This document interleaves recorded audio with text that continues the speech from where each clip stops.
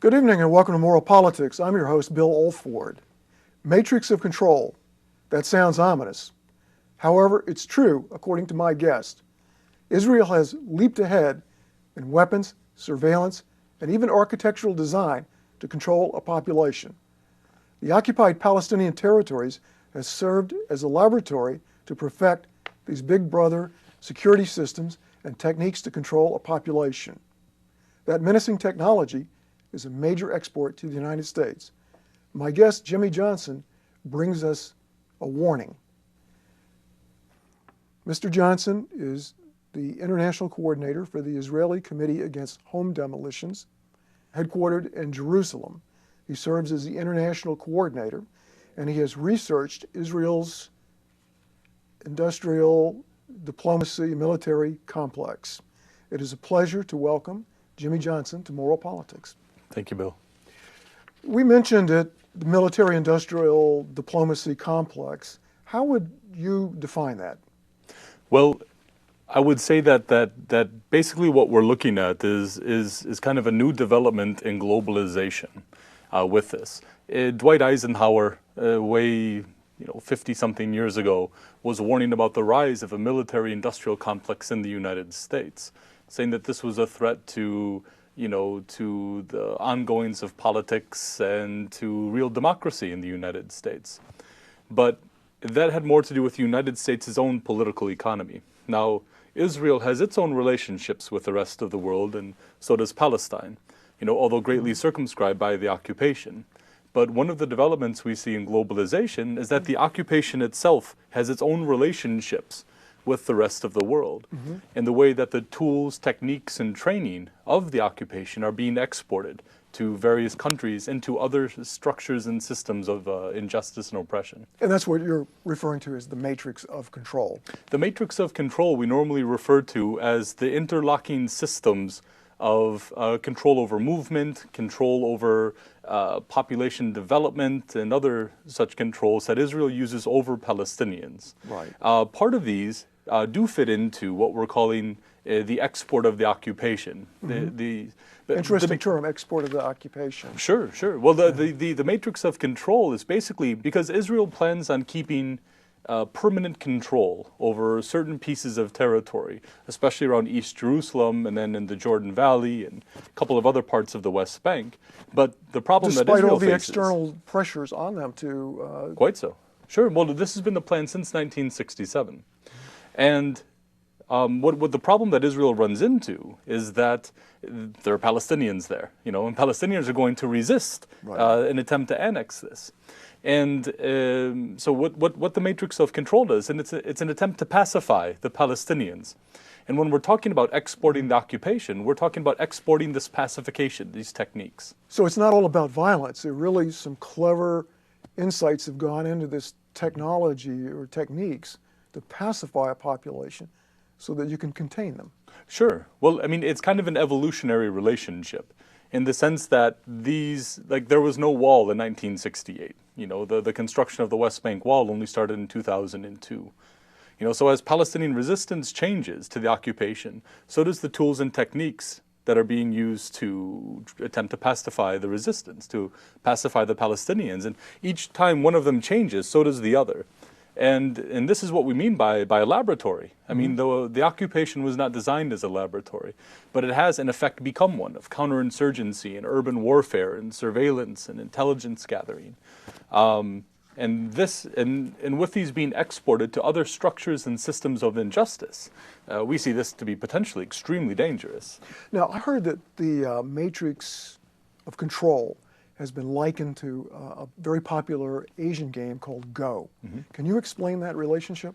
Sure. Go is a little bit different than the board games that we normally play in the United States, in that the attempt isn't to, kill all your opponent's people or capture them or something like that, but it's an attempt to restrict their movement and to limit the capacity of your opponent to basically do anything. And what the matrix of control does is you've got, for example, an ID regime that says, where Palestinians with certain ID cards can live. You've got the discriminatory zoning and planning, which says where you can live and where you can build. You've got the wall and the checkpoints and the bypass roads, which say where you go and how you get there. And then you've got settlements dotted throughout the West Bank and East Jerusalem, which control the ability of Palestinians to build up their urban infrastructure, basically controlling their maximum developmental capacity. So it sounds like you're going after all the choke points in that society to make, well, to get back to what you said earlier, so you can pacify the Palestinians and control them. To a certain degree, yeah. Yeah. So it's not all about violence at all. Well, it depends how we understand the term violence. I think we could call this structural violence, but it's not necessarily being enforced with rockets, you know. The mere fact that a Palestinian who comes to a checkpoint is not involved in any type of armed conflict necessarily with a soldier there who may or may not let them by doesn't necessarily mean that it's not kind of a structural violence. I'm sure that if you're wishing to get to a hospital or, the Geneva Convention itself permits people certain rights, and I believe that these checkpoints are in violation of those, are they not? Sure. It's not just the Geneva Conventions, though. Even the Universal Declaration of Human Rights says all people have full freedom to move around inside their own country. And for Palestinians, they're being denied the very access to a country, much less the ability to move around freely inside of it. So when we look at the violence, is there torture?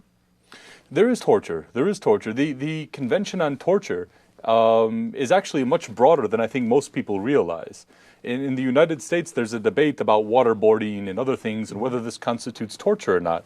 And if we read the Convention on Torture, well, I mean, it clearly does. It's not even controversial. But a lot of other stuff that the United States has done causes torture. Before I get into what Israel is doing, but the very concept of shock and awe, to terrify a civilian population. That constitutes a direct attack on the mental health of a people. And this would fit under the Convention on Torture, except this is being done at a massive scale. You know, and so Israel does this as well. Demolishing someone's home violates protocols inside the Convention on Torture. As would, for example, there are certain checkpoints between which there are metal gates that you kind of show your ID card in the middle of them. Sometimes the parents or just a child go through the gates, and so the child or parent is left on the other side. And you're surrounded by armed soldiers, and you're all alone if you're a little kid. Is that by design, though? We Yes don't and know. no. Yes and no. I mean, I don't think the intent is to terrify a child. You know, I mean, the children, 4-year-olds aren't seen as a particularly big threat by anyone. You know? Right. And so it's not necessarily to design to try and scare these children, but the effect is the same, and the culpability is the same, whether by intent or not. Put these checkpoints into perspective for American viewers. I mean, Sure. every kilometer, couple of kilometers, you're basically forced to go through an exhaustive queuing and then going through a border check. Well, it depends on which part of the West Bank you're in. You know, there are some places where you can go, I mean, there's nowhere where you can go like 100 kilometers, you know, without running into a checkpoint. It's very rare that the entire width of the West Bank is 100 kilometers. It's only like in a couple of spots. But How many checkpoints are there within that small space? It depends. It depends. Some of them change on a day-to-day basis, what are called the flying checkpoints, where soldiers will go and set them up. But then you've also got other restrictions on movement, such as roadblocks, where there's no soldiers there, but it's a gigantic dirt mound that blocks the road that prevents you from connecting to the other side of the highway, for example. You know, and then you've got ones that look kind of like border terminals, and then you've got others which are you stand outside in the sweltering heat, or the freezing rain, or the pleasant weather. You know, depending on what it's like. But the effect and the design is to disrupt Palestinian society. That's certainly the effect. The design is to control movement. They don't really work for a security mechanism. It's more of an attempt to control the overall Palestinian capacity of movement and infrastructure. I mean, it would be as if in the United States, if you were driving on I-5 between Tacoma and Seattle, the soldiers pulled you over, and or not pulled you over, you stopped at a line, and they say, oh, you know what? This is an Olympia ID. You have to go back this way. You know, you can't go to Seattle today, or something along those lines, or as if people from Bellingham simply were not allowed to access Seattle. And this is, I mean, when we mean the matrix of control, we can take Seattle as East Jerusalem. And And if Bellingham or Everett or Olympia or Tacoma or any of these places didn't have access to Seattle, they would have no economy. And that's what's going on in the West Bank. Can this be seen as part of a master plan with the settlements as the hub of that, and that to maintain these settlements you have to have all of these checkpoints? Is that the way it's sold as under the security rubric? Sure. You've got mainstream Israeli politicians who talk about a withdrawal to the 1967 borders as a withdrawal to the Auschwitz borders. And so, but the only possible way to justify continued Israeli presence inside the West Bank is if there's just hundreds of thousands of Israeli civilians there. Otherwise, Israel would not even be able to make even a spurious claim about this.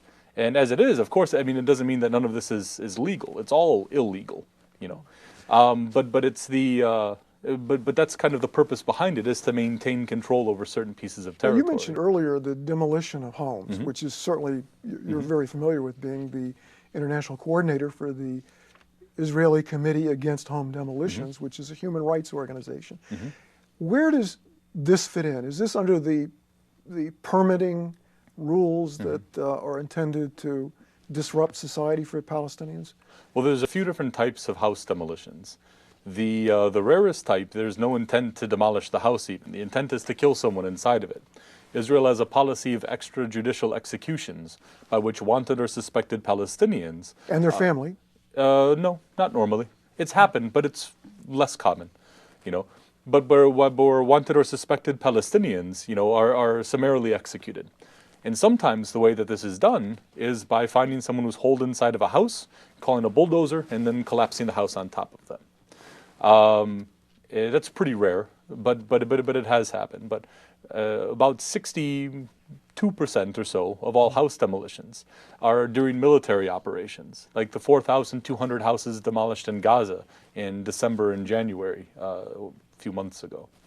And the IDF itself, Israeli Defense Force, the IDF itself found that it could not justify, if it was going to be brought to any international legal, concerns, that it wouldn't be able to justify these demolitions. And sometimes it's done simply to remove buildings that are in line of sight, which is grossly out of proportion with anything that the Fourth Geneva Convention would consider allowable destruction. And then you've got zoning and planning, which is about 28% of all house demolitions. And this is where houses are demolished for lack of a building permit, the trick being that for all real purposes, Palestinians can't get building permits. Where does this surplus population go when it suffers a house demolished? We're talking about a family a lot of times, even if they are after one individual. Where does this population then shelter? Normally you go to stay with family. There's for all real purposes, there's no Palestinian homelessness in the sense of people living on the street. This doesn't mean that it's a positive development, though.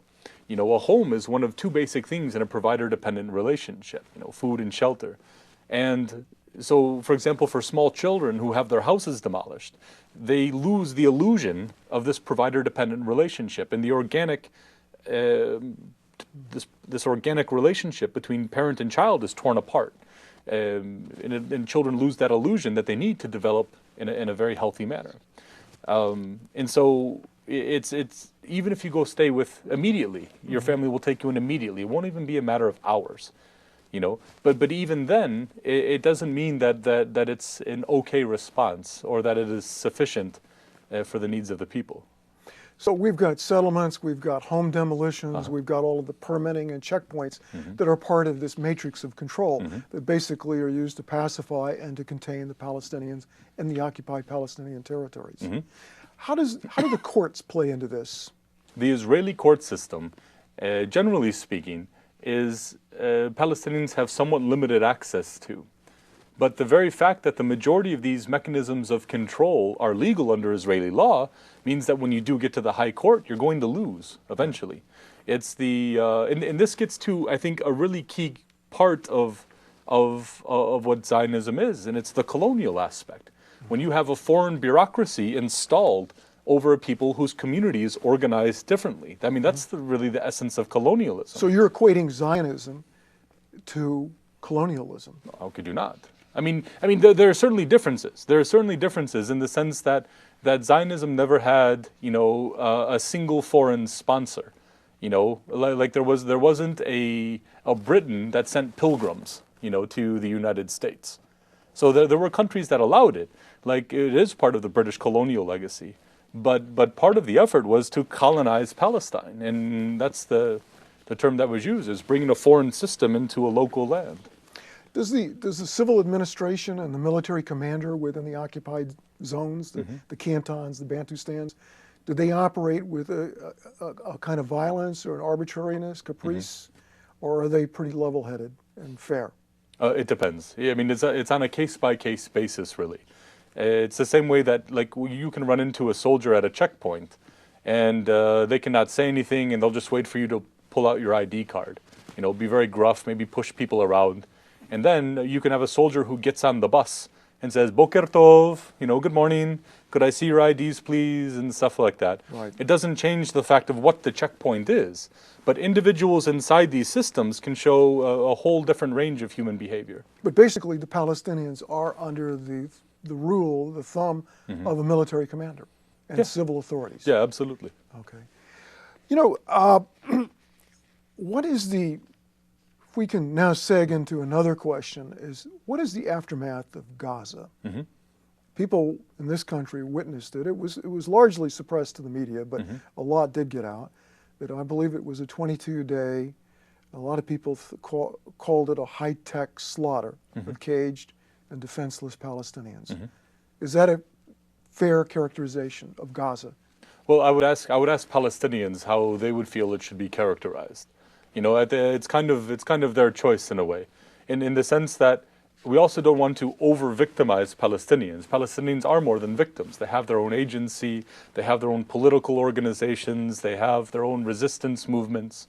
And so even though one is occupied and the other is occupier, and there is clearly a power dynamic between there, we don't want to over-victimize Palestinians because that's disempowering. Right. And it leads to paternalism and all types of other very unhealthy behavior. But it's certainly true. It's certainly true that there was, a massive crime carried out against Palestinians in Gaza. That's indisputable. In the aftermath of it, there's kind of two aftermaths. Now, you are a dual citizen of Israel and the United States. No, I'm an American Jew, but I live and work in Israel. But when you make statements like that, are you facing some right-wing reaction to that position? Petty.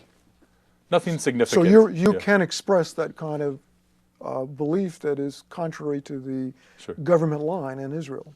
Well, I can try, but it doesn't mean that there's anyone's going to listen. But we can certainly try. Our office at ICAD is in the middle of West Jerusalem. It's downtown, very central, very easy to find and located. We're a registered organization. We do face a little harassment here and there. But the only time that we face any significant, I think, danger is if we're protesting in solidarity with Palestinians inside the occupied territory. And even then, it's greatly limited. We can be shot with rubber bullets or hit with tear gas canisters, and sometimes settlers, will attack and stuff like that.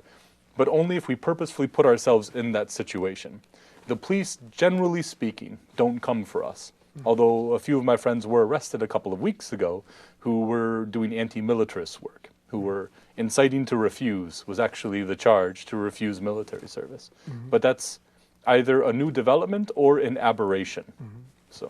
But you are definitely engaged in some sort of civil disobedience and doing tours for visiting NGOs and government officials to Jerusalem to show them what's going on. Is that right? Yeah, no, definitely. But I think one kind of has to understand the concept of Jewish privilege in Israel. It'd be like white privilege here. When white people here go out and protest police brutality, the police aren't going to break up the demonstration with batons. Because that's part of white privilege. And it's the same thing with Israel. That we're the privileged group. The first-class citizens are the Israelis. Exactly. Right. Now, what does the recent election of Netanyahu and Lieberman mean? Well, nothing good. Netanyahu was prime minister before, and he was clearly vulnerable. He has a track record, yes. Yes. Well, no, but he's also clearly vulnerable to United States pressure. Lieberman is by any reasonable definition a fascist, and the rise of a fascist movement in Israel, a formal fascist movement, not one that maybe has fascist elements like the Likud or Kadima or something, is I think very troubling.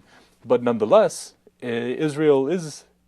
There's this whole kind of image of Israel that it likes to project, that it's a tiny country surrounded by angry, neighbors who are just waiting to push all the Jews into the sea or something like this.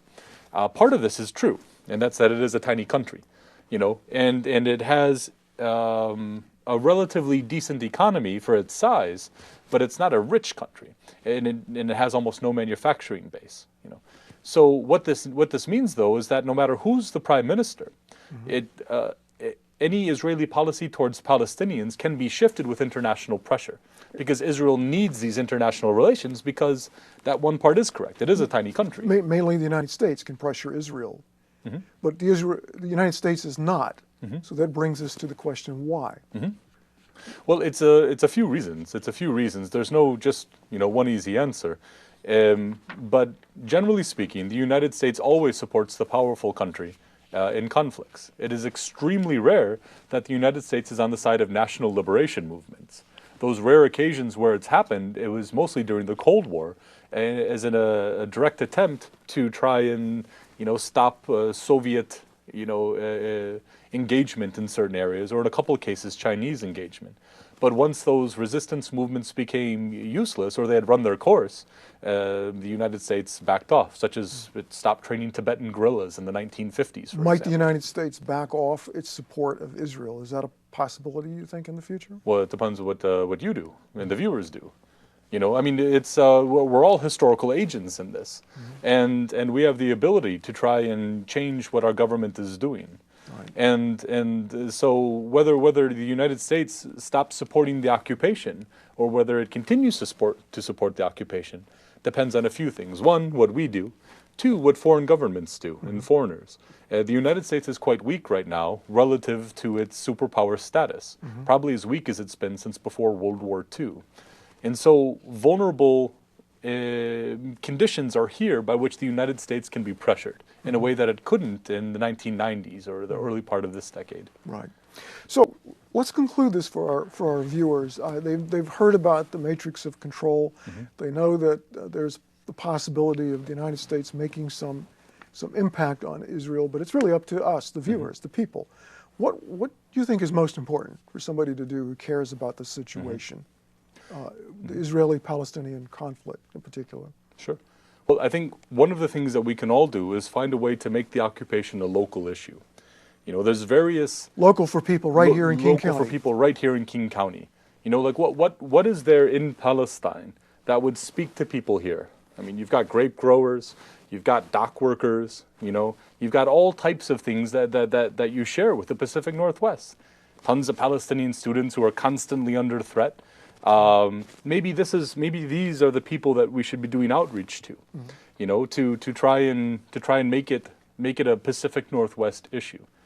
Beyond the fact that and this gets kind of to this whole concept of the pacification industry, looking at the ways that the occupation is exported back, such as with attacks on civil liberties. Like during the Bush administration, one of the big scandals was the National Security Agency wiretapping, and one of the little subcontexts to that, though, was that two Israeli companies, Naros and Verint, were providing the technology that was used there.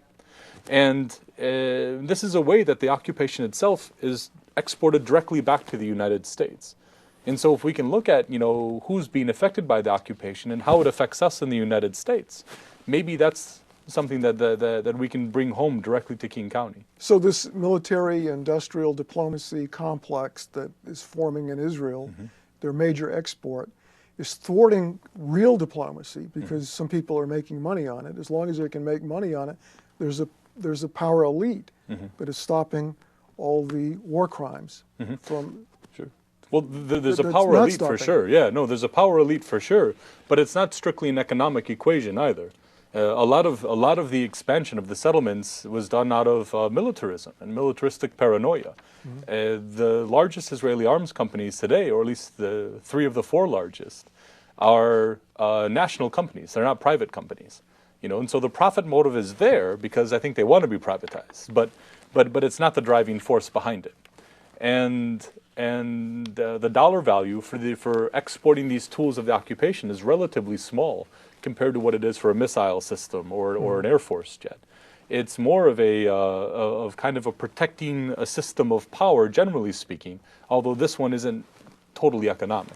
Is there any hope from organizations within Israel like Peace Now? No. They're just not able. No, I don't. Politically, right.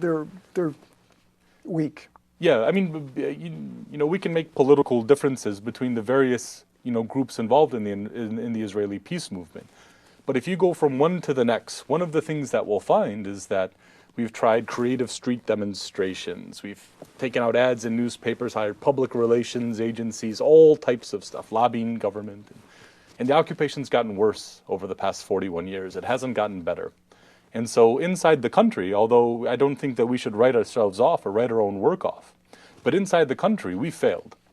And part of it is because I think we didn't look early enough at the system, the self-reinforcing system of militarism and victimhood and the depoliticization of the conflict that keeps the Israeli public from being able to make any effective change. We're just about out of time, and I want to thank you, Jimmy Johnson, for being our guest tonight on Moral Politics and bringing us this message about matrix of control. Thank you very much. Thank you, Bill.